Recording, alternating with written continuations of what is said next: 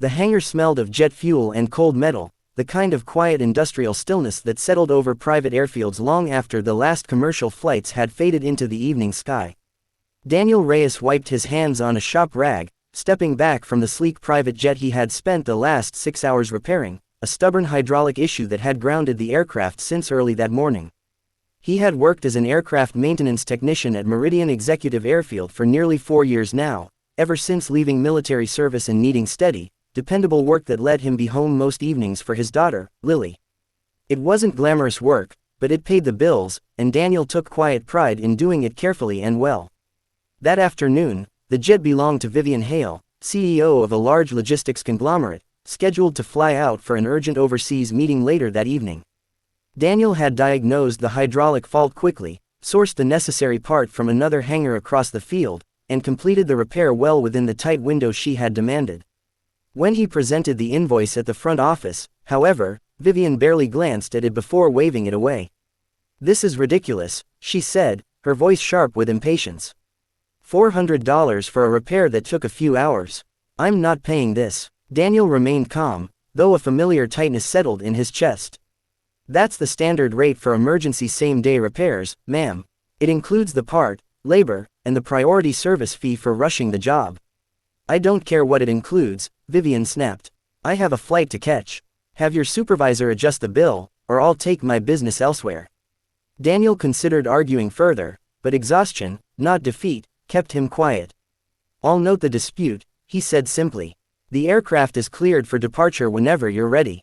Vivian turned sharply and walked toward the jet, already dialing someone on her phone, dismissing the entire exchange without a second thought. Word of the disagreement, however, spread quickly through the small airfield community. By the time Vivian's pilot, a seasoned veteran named Frank Delgado, arrived to prepare for departure, he had already heard what happened from another mechanic in the break room. Frank walked over to Daniel, arms crossed. "She really refused to pay you?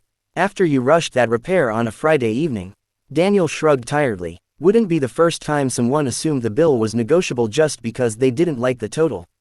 Frank shook his head slowly, clearly troubled. "You've been solid with every aircraft you've touched here, Daniel. I trust your work completely. But if she's willing to cut corners on paying for a repair, I start wondering what else she might expect me to cut corners on." He walked toward the jet, spoke quietly with Vivian for a few minutes, then returned to the hangar office, his expression firm. "I'm not flying tonight," Frank announced to the small group of mechanics and staff gathered nearby. "Not until that invoice is settled properly.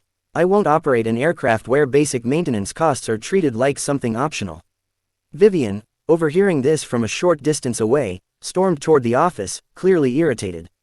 "Excuse me, you work for me, Frank. I expect that jet in the air within the hour." "With respect, ma'am," Frank said evenly, "I work for the safety of everyone on that aircraft, yourself included. If the company you're flying with won't stand behind its own maintenance bills, I'm not comfortable trusting the rest of the arrangement either." Vivian turned toward the small crowd of hangar staff, expecting support, but found only quiet, steady resistance. Another pilot nearby, overhearing the exchange, simply shook his head. "Same here. I'm not taking that one up either, not under these circumstances." For the first time that evening, Vivian's confident exterior faltered slightly. She glanced toward Daniel, still standing near the jet, calm and unbothered despite the growing tension. "This is absurd," she said, though her voice had lost some of its earlier sharpness. "It's $400. It's not about the amount," Daniel said quietly, stepping forward. "It's about whether the work gets respected. I didn't rush that repair for extra money. I rushed it because you needed to fly tonight, and I wanted to make sure you got there safely." Vivian studied him for a long moment, something shifting behind her earlier frustration. "You could have taken your time. Made me wait longer, given the way I spoke to you." "That's not how I operate," Daniel said simply.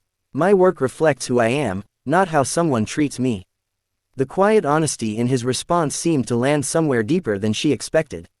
Vivian exhaled slowly, some of the tension leaving her shoulders. "All right," she said finally. "Send the invoice to my assistant. It'll be paid tonight, in full." Daniel nodded. "I appreciate that." As the situation settled, Frank returned to prepare the aircraft, satisfied that the matter had been resolved properly. Before boarding, however, Vivian lingered near Daniel for a moment. I run a company that manages thousands of contracts every year, she admitted quietly. Sometimes it's easy to forget that behind every invoice is someone's actual work, someone's actual time. She paused. That's not an excuse, just an honest observation. Most people forget that, Daniel said. Doesn't make it right, but it happens. Vivian nodded slowly, something like respect settling into her expression.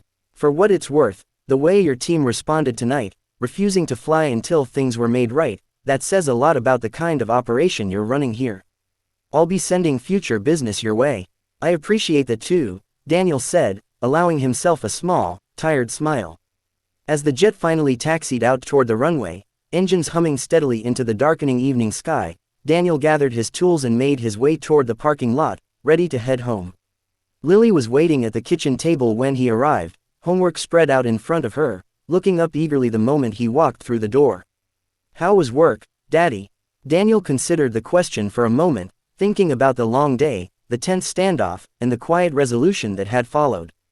It was a good reminder, he said finally, setting his tool bag down by the door, that doing honest work, even when it's not appreciated right away, usually finds its way to being respected eventually. Lily tilted her head curiously.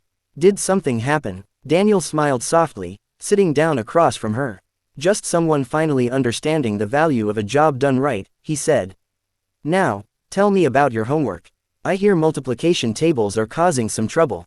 Lily groaned dramatically, and Daniel laughed, the tension of the day slowly melting away into the familiar comfort of an ordinary evening at home.